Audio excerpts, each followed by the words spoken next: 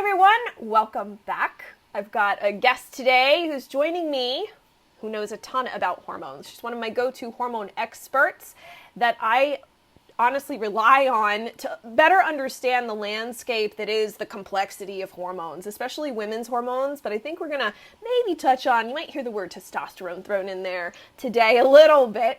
But Dr. Carrie Jones is my guest, and she's an internationally recognized speaker, consultant, and educator on the topic of women's health and hormones. She graduated from the National University of Natural Medicine, School of Naturopathic Medicine in Portland, Oregon, where she also completed her 2-year residency in women's health, hormones, and endocrinology. Later, she graduated from Grand Canyon University's Masters of Public Health program with a goal of doing more international education. She was adjunct faculty for many years teaching gynecology and advanced endocrinology, fertility, and has been the medical director for 2 large integrative clinics in Portland. She is currently the medical director for Precision Analytical, Inc., and which is, by the way, for those of you who are wondering, the creators of the Dutch hormone test, which is an awesome test. So we'll touch on that a little bit today. Thanks so much for joining us. Oh my gosh, thank you so much for having me. You know I love talking about hormones. Oh, I know. This is your thing. This is your jam.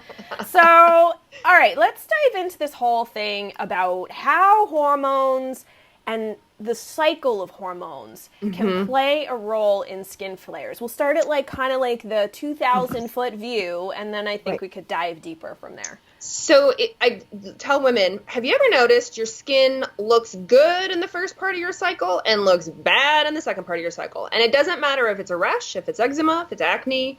It's the shift in hormones, the shift in estrogen, the shift in progesterone causes a shift in your immune system and might also affect your cortisol. And as a result, you get skin flares, especially if you're prone to skin flares. Not all women do, but the women who do, they're like, what the heck? As I lead up to my period, my eczema gets worse. I'm like, I know.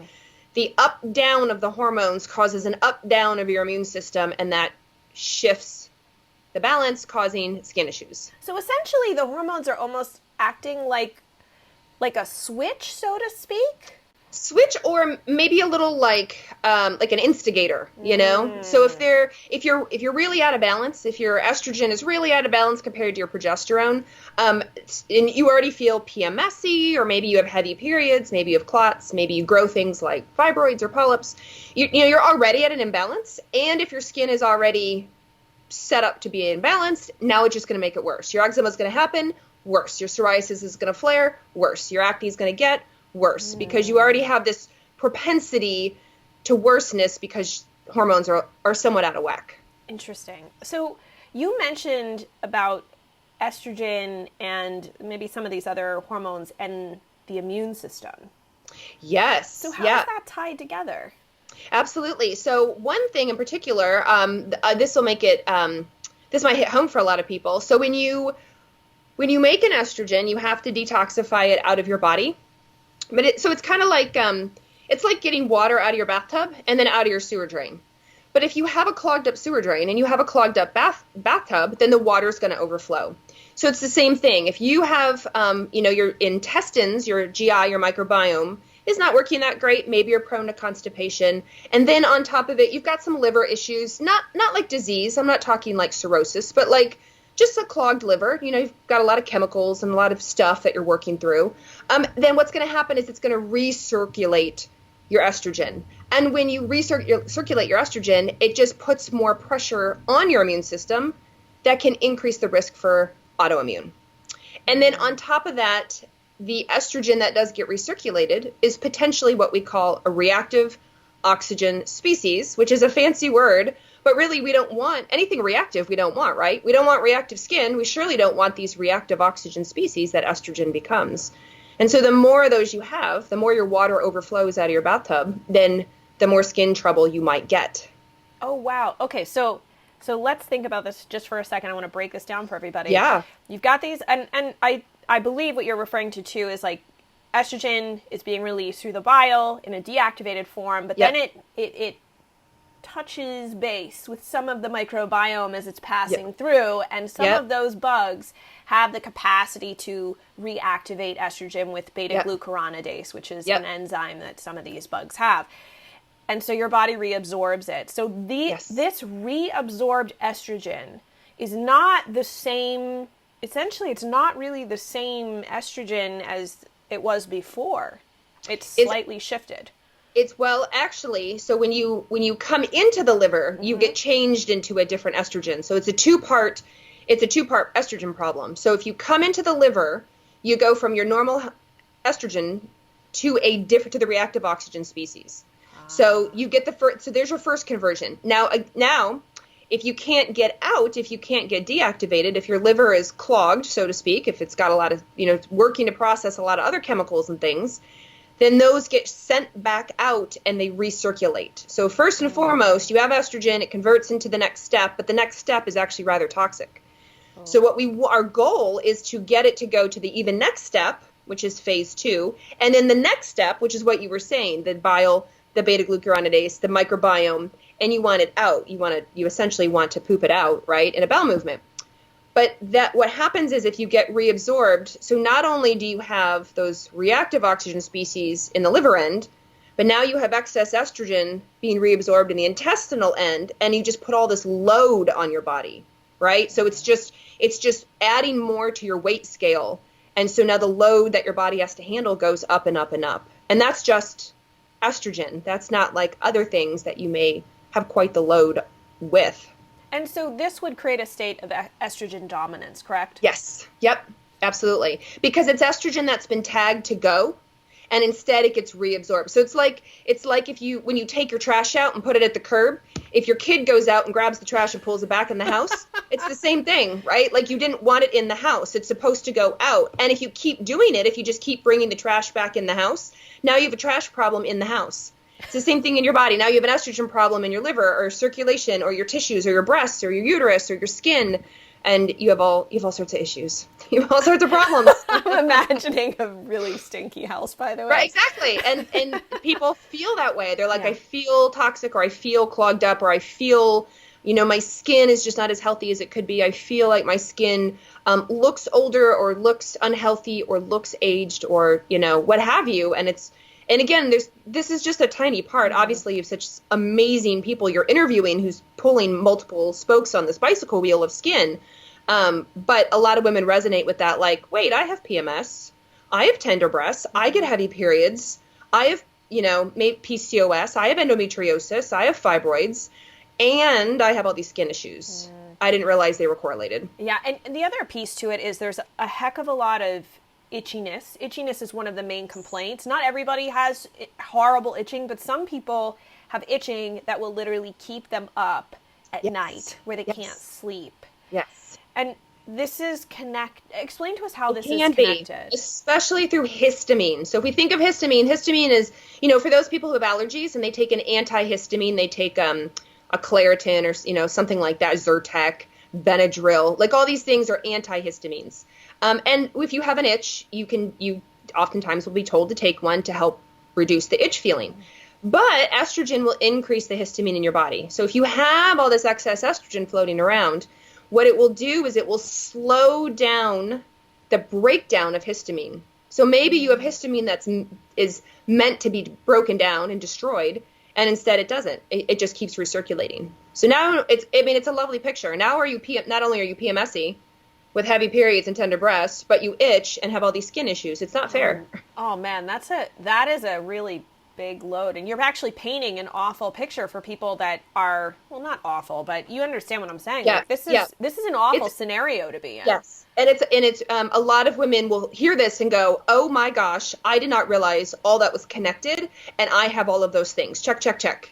And it's but they get told that hormones are over here, and they get told, right, they see an OBGYN over here, and they see a dermatologist over here, and neither are speaking to each other. Neither are like, well, maybe the fact that you have constipation and all this GI issue is causing your estrogen to go up, which is causing your histamine to go up, and that's why they keep prescribing hydrocortisone cream and Benadryl.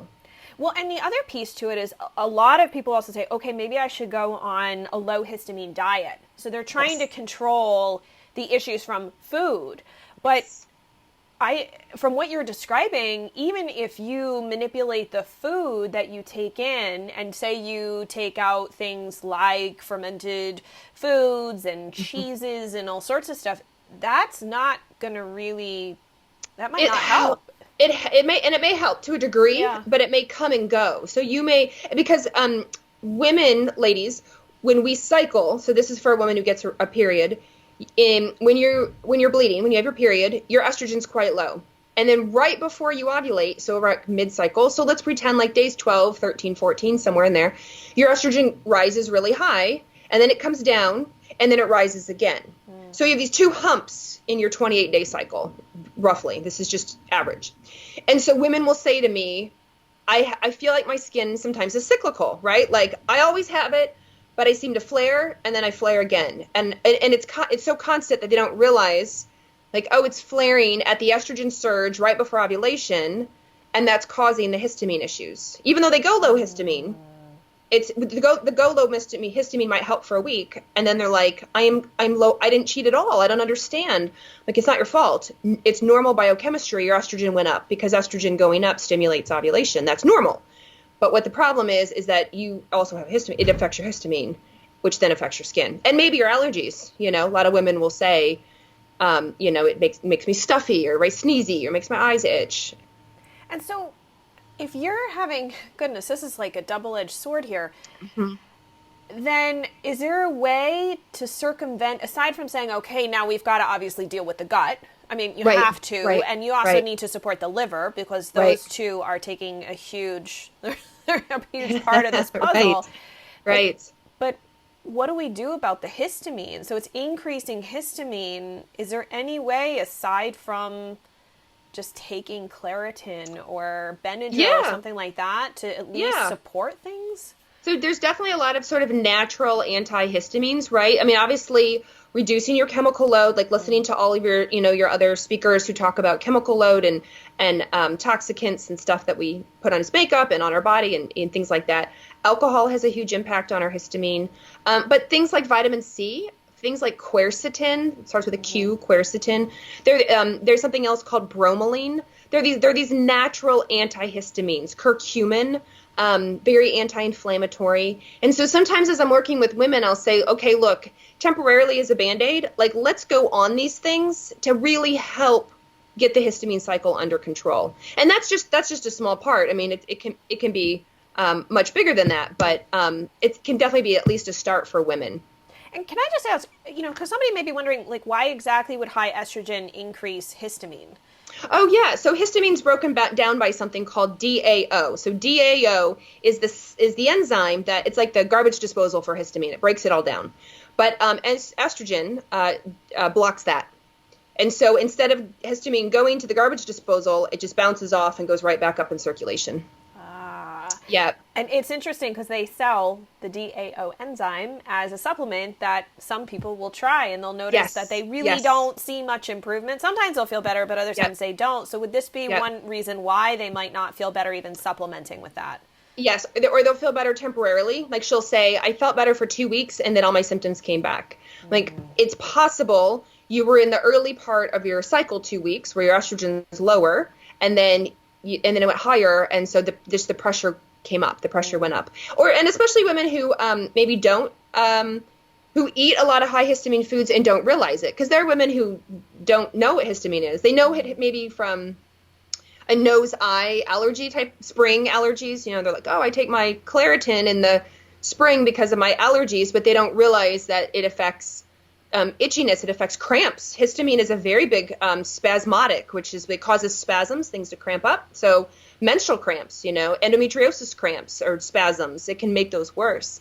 And so if you are a regular wine drinker and you like your cheese at night, and you like your salamis or your pepperonis or whatever you're doing regularly, and you have an estrogen problem, so it becomes this big like puzzle. Like, okay, we need to reduce or eliminate the wine, we need to cut out the cheese and the salamis, and then we need to address the estrogen from all, and then the whole puzzle will be basically put together. So taking DAO helps, taking vitamin C helps, but like it's not going to necessarily. It's only a piece of the puzzle. Yeah. Exactly. And it sounds to me like one of the pieces to this would be you kind of have to figure out what your hormone levels are. Yes. In order to understand where you sit, because I get nervous when people just say, "Oh, I'm gonna supplement with some progesterone. I'm gonna do this myself with some DHEA." Right. I think the advice that you would offer to people is, you really should work with someone that has a lot of experience with hormones, but also perhaps a warning about self-supplementing hormones. Absolutely, for sure. And I always say test, don't guess, because if you're just slathering yourself in progesterone and hoping for the best, remember, progesterone is still a hormone. DHEA is still a hormone. It's over the counter in the United States, but it's not over the counter. It's prescription only in pretty much every other country around the world.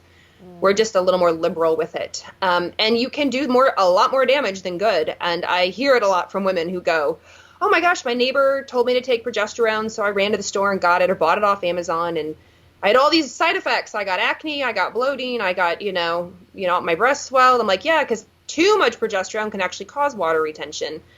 But you read online that it can help water retention, so you go slather yourself in it. But you can get the opposite effect. And so I'm like, same with DHEA. People read DHEA is good for energy. I'm like, right, unless it goes down the wrong pathway.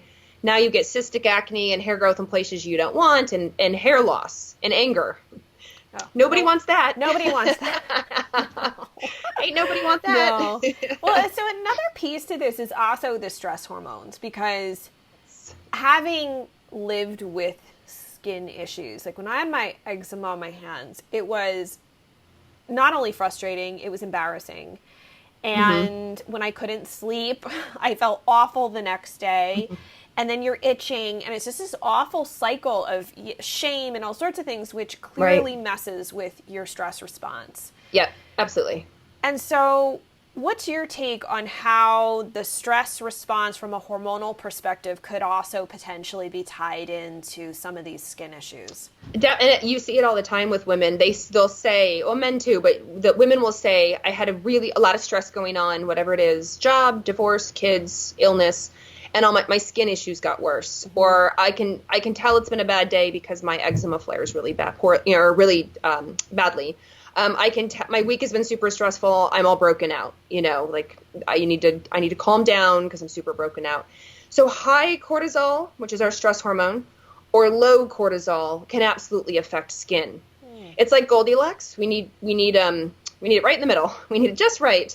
So too low of cortisol means you can't mount an anti-inflammatory response. Cortisol can be anti-inflammatory to a point. Low cortisol is also probably why you're tired, right? Because you haven't slept, or you've got a lot of stress, or whatever. And so not only do you feel terrible, your skin doesn't get the anti-inflammatory benefit.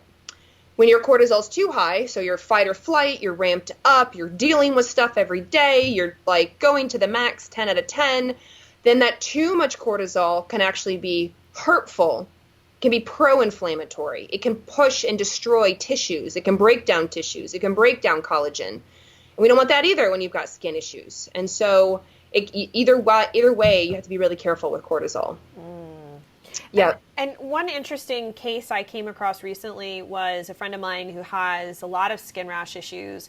She actually has a cortisol spike in the middle of the night. And so the rest of the day, she's just basically plummeting.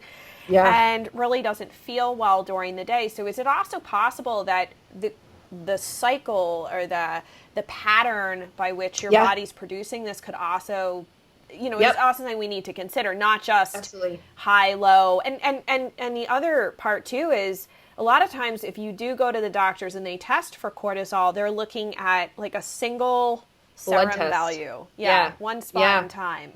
Which is not helpful at all. And believe it or not, because, I'll answer the first question first. Sure. So, yeah, absolutely. So if your pattern is off, so your cortisol should be high within about 30 minutes of you waking. It's called a cortisol awakening response. It's a normal response. Get your butt out of bed, get you motivated, get you alert, get you conscious, help you with some blood sugar because you've been fasting all night, reduce inflammation, so it's helpful. And it also reduces autoimmune. Believe it or not, that spike in cortisol in the morning helps reduce your autoimmune load. Very helpful.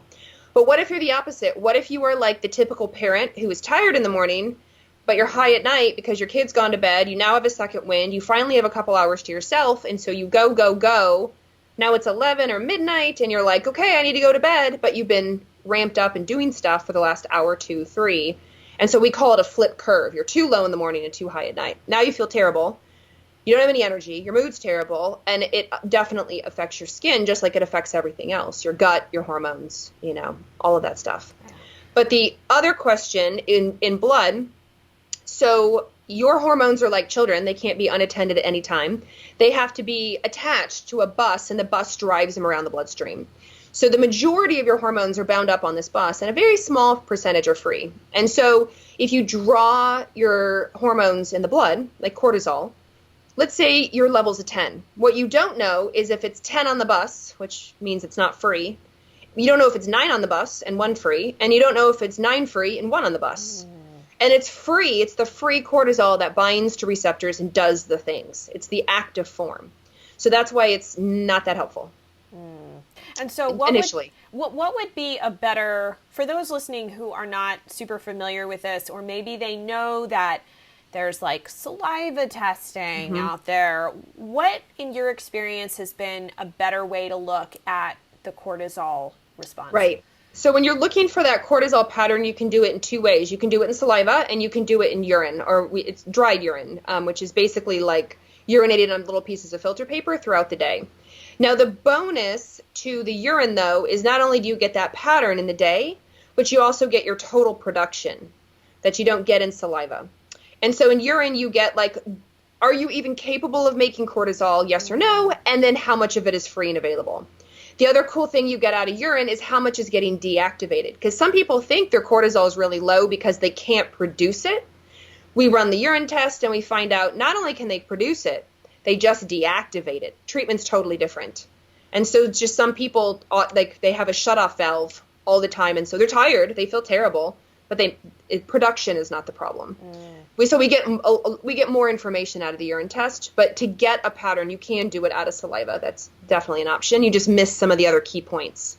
And I'm assuming for men and women, the cortisol piece to this conversation is relatively the same.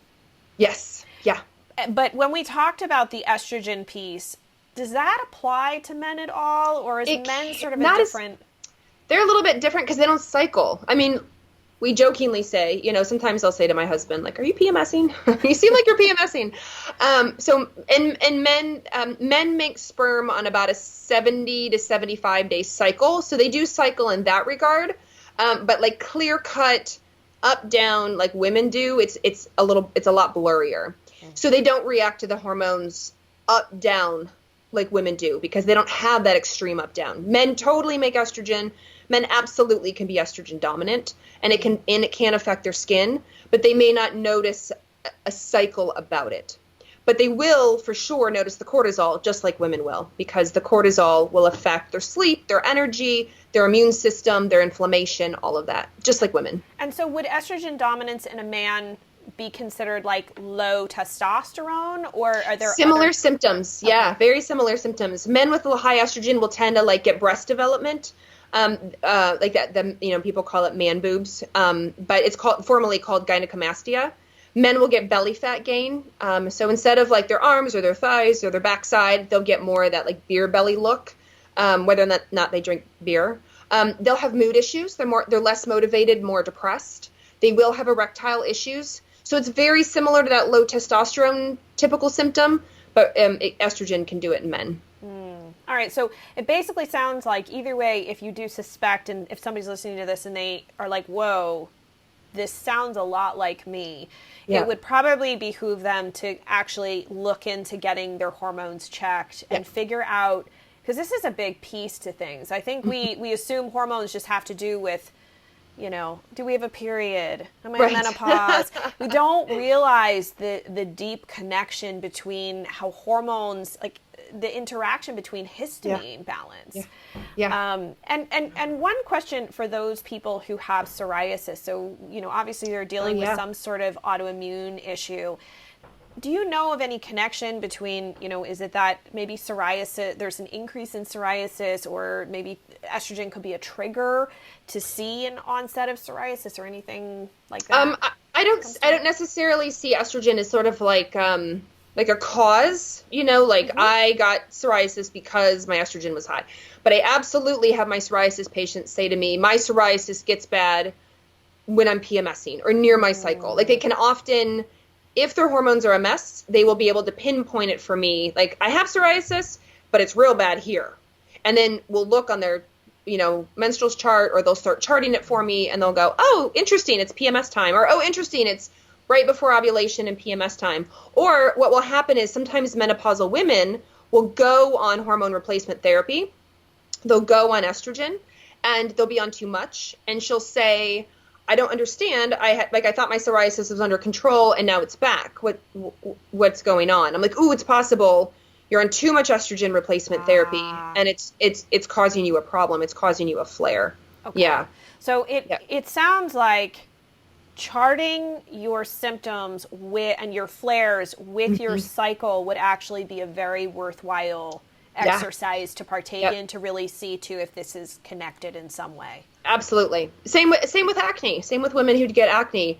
And acne for every woman is a little bit is different. Like some women might have like a pimple and it doesn't bother them, so they don't care. They're not going to track. But some women obviously break out quite a bit, or it's very distinct. They're like, I get it on my jaw and then it goes away, or I get it on my forehead and then it goes away. Like it's the same spot every time. I'm like, yep, that can be very connected to one, like intestinal health, liver health, but also timing of the cycle. Okay, great. And so just real quick, because you guys are in charge and you handle the Dutch test, which I really have come to love and appreciate because it gives so much detailed information. Like when people are like, I have my hormones done. And I'm like, what is this? Like this is so basic when you get it done through a conventional lab, but yet when you get back a report from Dutch, I mean, it's overwhelming, number one, just how detailed and looking at melatonin and how this whole cascade of the metabolites of estrogen and testosterone. And everything. So that you get a lot of information from this that can be incredibly helpful. And it's not just about, this was one thing I gathered recently from a call that I had, was that it's not just about like what the hormones are and that maybe your only options are to supplement a hormone, but actually there's a lot of lifestyle things that those different pathways and things can show that don't necessarily involve hormone supplementation. Absolutely. I mean, just even looking, you said we might mention testosterone. This is like a perfect segue to say that. So on the Dutch test, men and women, it doesn't matter, but we'll test testosterone, we'll test DHEAS, those are your androgen hormones, and then we test where they go. So they have a couple pathway options that they can go. One of the pathways is known as the 5-alpha reductase pathway.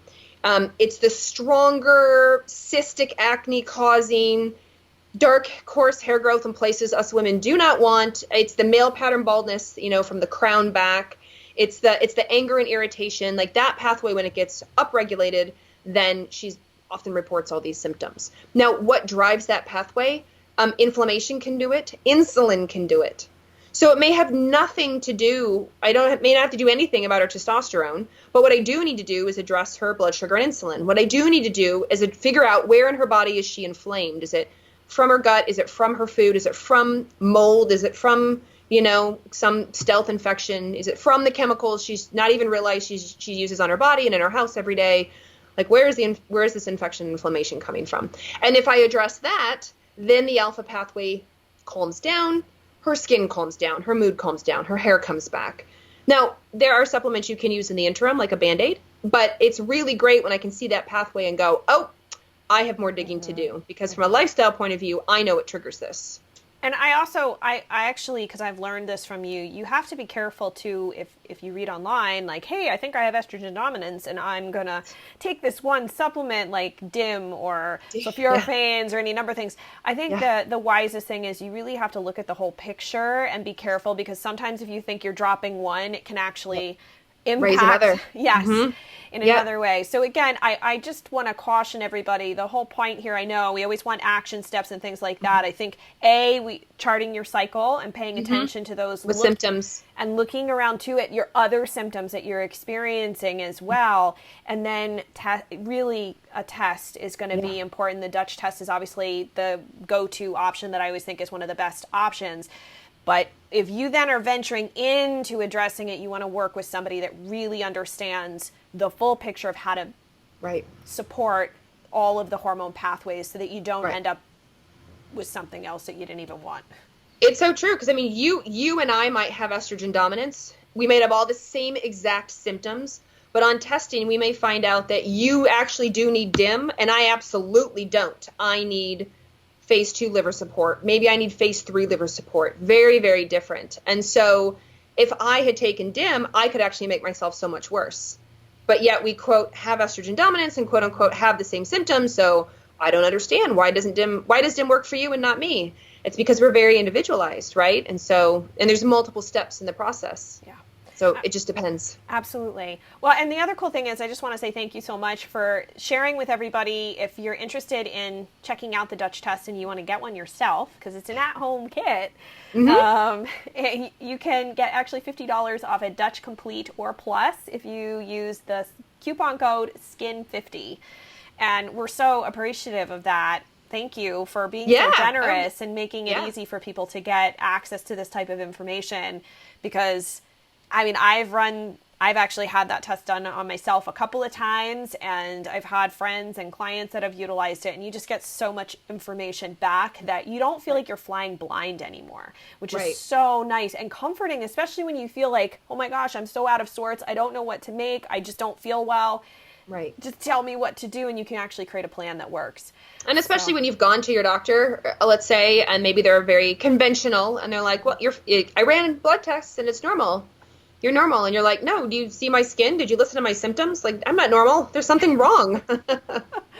Absolutely. Well, I just want to thank you so much, Dr. Jones, for joining us. I appreciate it so much.